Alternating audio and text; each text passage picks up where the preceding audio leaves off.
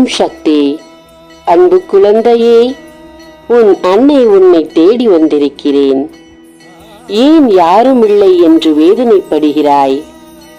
உன்னை சுற்றி இருப்பவர்களும் உன் வேதனைகளை பார்த்து கைகொட்டி சிரிக்கிறார்கள் என்று ஏன் வேதனைப்படுகிறாய்? பலரையும் பற்றி யோசித்து யோசித்து உன் வாழ்க்கையை பற்றி யோசிப்பதை விட்டுவிட்டாய். எப்போதும் மற்றவர்களுடைய சிந்தனைதான் உன் உள்ளத்தில் ஓடிக்கொண்டே இருக்கிறது.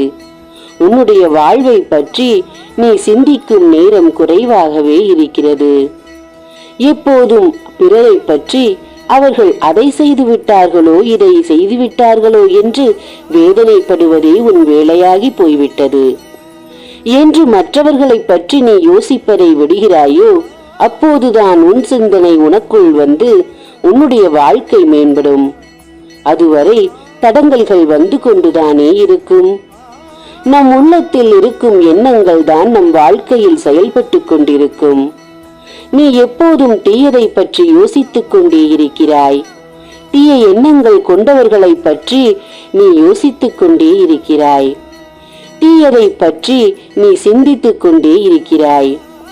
அது செய்து விட்டார்களோ, நம் வாழ்க்கையில் இது மாறிவிடுமோ, இருப்பதையும் இழந்து விடுவோமே, இப்படி எதிர்மறையான எண்ணங்களை உன் உள்ளத்தில் ஓடிக்கொண்டே இருக்கிறது தங்கமே. அதை நிறுத்தினால் தானே நடக்கும் நல்லது உனக்கு புரிய வரும். இப்படிப்பட்ட எண்ணங்கள் உன் மனதில் இருக்கும் வரை நல்லதே உன்னை தேடி வந்தாலும் தங்கமே, அது தடைபடத்தானே செய்யும். அதற்கு காரணமும் நீயாகத்தானே இருப்பாய். மற்றவர்களை பற்றி சிந்தனைகள் உன் உள்ளத்தில் இருப்பதை எடுத்து போடு தங்கமே. தீயவர்கள் என்று தெரிந்தால் ஒதுங்கினில். அது எத்தனை பெரிய உறவாக இருந்தாலும் தீய சக்திகளை கொண்ட அந்த உறவுகள் உனக்கு வேண்டாம் என்று நான் கூறுகிறேன்.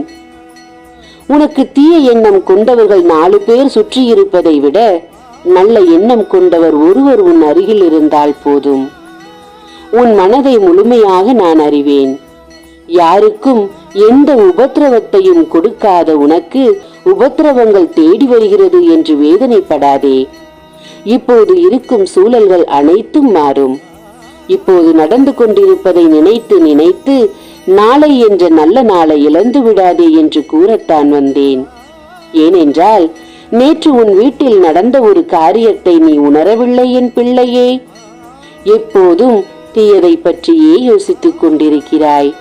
நடந்த கெட்ட காரியங்களை பற்றியே நினைத்துக் கொண்டிருக்கிறாய். இருக்கும் கவலைகளை பற்றி நினைத்து நினைத்து கண்ணீர் விட்டுக் கொண்டிருக்கிறாய்.